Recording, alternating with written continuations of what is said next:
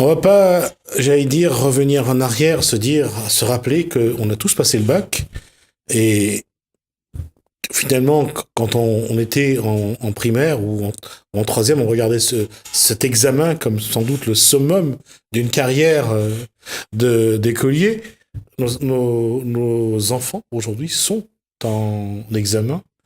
Alors ce bac, finalement, aujourd'hui, sa valeur, Ah bah, il ouvre les portes de Pôle emploi. Ça, ça c'est déjà un travail. c'est déjà Après, pas mal. Hein. Ouais, ils sont chercheurs chez Pôle emploi. Tout à fait, oui, il cherche. Ouais, ils cherchent. Ouais. Chercheur, le bac amène au moins à ce métier-là, et donc chercheur au Pôle emploi. Oui. Parce qu'avant, avec le bac, on avait la possibilité, il y a quelques années, si on fait un retour en arrière. Si on revient des années 70, moi, on va dire fin des années 70-80, avec le bac, on commençait l'enseignement. Oui, tout à fait. En professeur des écoles. Oui. On est 40 ans, 45 ans plus tard. Bon, pas de 50 ans plus tard, on va dire. Il faut un master. Il faut un master, bac plus 5. Et encore. Ouais. Parce qu'il y en a qui ont des masters qui ne travaillent pas. Oui, ceux qui ont des masters qui ne travaillent pas. Oui. Et on va prendre l'exemple de Jean-François, bac plus 7. Ouais, tout à Non, fait. pas Jean-François, bac plus 7. Hein. Non, pas moi. Non. Moi, j'ai choisi la voie professionnelle et je regrette pas d'ailleurs, puisque l'école, c'est vrai qu'à un moment donné, je commençais à en avoir marre. Mais effectivement, dans mes connaissances, j'ai quelqu'un qui a bossé, qui a eu toutes ses meilleures notes depuis l'âge de 17 ans et finir en bac plus 7 pour finir avec un salaire de 1 300 € par mois. Donc, d'où l'intérêt, je sais pas, c'est vrai que de plus en plus, au niveau des lycées, même au collège, on fait les découvertes de métiers justement pour essayer d'orienter les gens vers plus le côté professionnel, hein, au lieu de faire des études de bac plus 5, plus 6, plus 7. Puisque c'est vrai qu'aujourd'hui, avoir un bac plus 7, c'est bien, on est armé, mais arriver chez un patron, on peut pas lui payer en dessous de sa qualification. Donc, c'est interdit. Donc, à quoi sert d'avoir un bac plus 7? Avant, le fonctionnariat absorbait tous les diplômés. Aujourd'hui, là aussi, c'est les fils d'eux et les filles d'eux qui ont accès à ces emplois-là, à la rigueur, qu'importe leur diplôme, et les diplômés qui n'ont pas de bons réseaux, qui n'ont pas le bon piston, soit il y a une reconversion, en CAP fleuriste, par exemple, pour des bacs plus 5. Non, c'est vrai. Non, malheureusement, c'est vrai. Je ne sais pas si c'est malheureusement ou heureusement, ouais. en fin de compte, parce qu'on se rend compte en tout cas que le bac avant était un passeport, on va dire, en tout cas un peu une garantie vers une certaine réussite sociale entre les différentes générations qui nous ont précédés. On se rend bien compte aujourd'hui que c'est plus du tout le cas en fait. Le fait d'avoir le baccalauréat ou même de faire des études très longues, ça ne garantit plus l'emploi, sauf à bénéficier, comme vous le disiez, de réseau ou de pistons. Voilà, de copinage. On parle d'un plus 7. Moi, je parlais pistons. d'une jeune fille qui est devenue anthropologue à La Réunion. Elle a cherché du travail, elle n'a pas trouvé. Elle s'est reconvertie et est devenue coiffeuse. Mais surtout, ça pose le problème aussi de la formation, en fait, de la corrélation qu'il y a aujourd'hui entre les besoins réels et l'orientation vers lesquelles on dirige les élèves à l'école.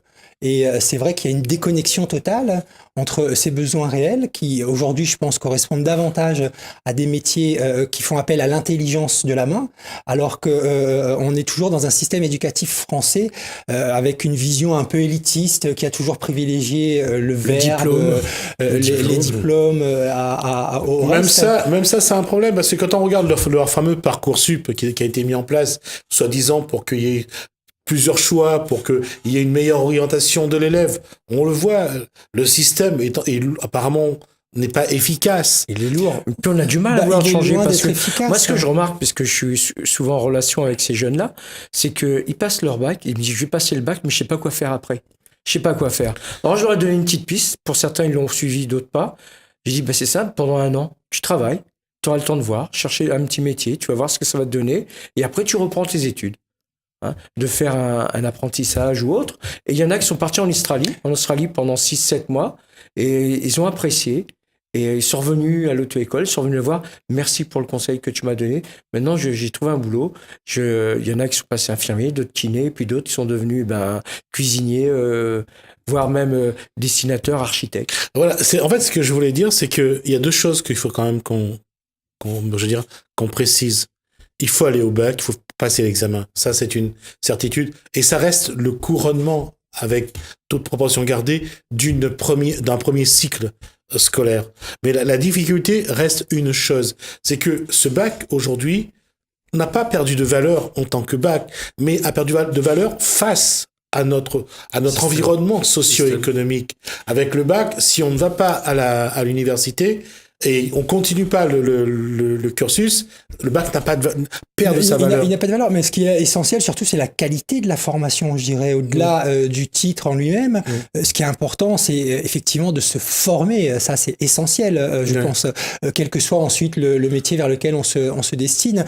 Mais on se rend bien compte que même à cet aspect qualitatif aujourd'hui, il est en train de se perdre. Moi, je compare un peu quand je discute comme ça avec des jeunes de différents âges. D'ailleurs, on voit bien, et même l'éducation nationale le dit elle-même, c'est même les instances internationales qui disent que le niveau scolaire est en train de baisser et que même l'intelligence, on va dire, est en train de régresser. On se demande finalement si l'éducation nationale aujourd'hui, elle n'est pas plus là à former des bons petits soldats de la consommation, des bons petits soldats qui ne remettront jamais en question le système qui est en train de les écraser, quelque part. Mais c'est vrai que c'est essentiel quand même de rappeler aux jeunes que la formation, et une formation de qualité, c'est essentiel. De toute façon, il y a une chose à rappeler, c'est pour ceux qui veulent vraiment savoir, allez regarder le classement de l'OCDE, l'Organisation pour la coopération et le développement économique. Vous verrez que la France est passée des premières places aux dernières places, et parfois vraiment dans les dernières places en matière de scolarité, en matière je dirais, ne serait-ce que d'encadrement des professeurs. On voit que la France a vraiment régressé à ce niveau-là. Mais bon, il y a beaucoup de critères qui rentrent en jeu. Mais il y a une chose qu'il faut absolument qu'on arrive à dire, c'est que le bac est important parce que c'est un point d'étape dans un cursus scolaire après universitaire. Mais la question reste pour nous, qui avons connu les différentes étapes depuis 40 à 50 ans, c'est de dire aujourd'hui, pour moi c'est 40 à 50 ans, Antoine Fontaine. Je sais que vous êtes un jeune et beau garçon, mais on va pas s'éterniser là-dessus. Donc je disais, c'est de savoir aujourd'hui comment faire que ce bac ait une vraie valeur et puisse aussi être une vraie étape pour ceux qui vont le décrocher et pour ceux et celles qui vont le décrocher, et surtout continuer après. Parce que il y a une chose qui est vraie, c'est que quand on regarde qu'est-ce qu'il faut faire, on voit que le Parcoursup n'a pas donné les résultats qu'on veut. D'autre part, l'élitisme a finalement gagné les universités d'une façon ou d'une autre. Alors qu'est-ce qu'on fait? On continue à être hypocrite. On se dit qu'il faut choisir les bonnes universités par rapport aux moins bonnes. Il faut choisir la bonne école pour envoyer son enfant. Ils ont plus le choix. Juste pour terminer, aller jusqu'à un bac plus 7, voire un bac plus 10, finalement, soit pour être médecin, soit pour être dans la médecine, ou dans l'éducation nationale. Tout ce qui est scientifique, chercheur, éducation nationale. Je crois pas trop pour l'éducation nationale. La question de l'orientation, je disais, elle est essentielle, mais après, il faut se poser aussi la question, le travail, pourquoi faire aujourd'hui dans une société quand même, il faut bien le dire, où on a une tendance à finalement détruire le travail. Aujourd'hui, Jismir Hamoudou, vous êtes encore là, journaliste, il y a encore des avocats, mais demain, c'est dans des études aussi prévu que ces métiers-là disparaissent, le métier d'avocat, le métier d'infirmier, le métier de journaliste. Donc, je veux dire, c'est la vraie question aussi, c'est la formation. Pourquoi faire? Dans quelle perspective? Puisque il n'y a plus de travail au bout. Ouais. Donc, c'est clair que va se poser un problème dans l'avenir. Et d'ailleurs, le problème se pose déjà aujourd'hui. Ce qui veut dire que quelque part, est-ce que nous, à notre niveau, on peut redéfinir le travail? On peut redéfinir ce qu'on doit faire, là, puisqu'on a parlé de journalisme, qu'est-ce que doit être un journaliste plus tard, dans 20, 30, 40 ans? Quel doit être son rôle, quelle doit être sa mission? Pareil pour un moniteur d'auto-école, pareil pour un patron de BTP, pareil pour quelqu'un qui travaille dans la nature, l'agriculture, qui fait dans l'agroalimentation.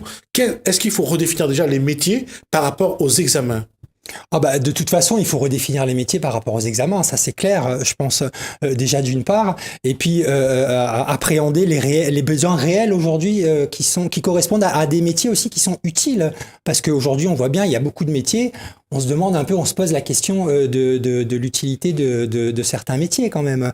Donc de voir aujourd'hui qu'est-ce qui correspond vraiment aux besoins, ne serait-ce que déjà des TPE, PME, puisque ce sont elles qui embauchent le plus, et on verra qu'il y a une déconnexion déconnexion totale entre l'orientation qui est proposée par l'éducation nationale, les offres de formation qui sont proposées aussi par les régions, et en face, les attentes qui sont celles des entreprises. Enfin, au moins, il y a une chose qui est sûre, avec le bac, c'est déjà un passage.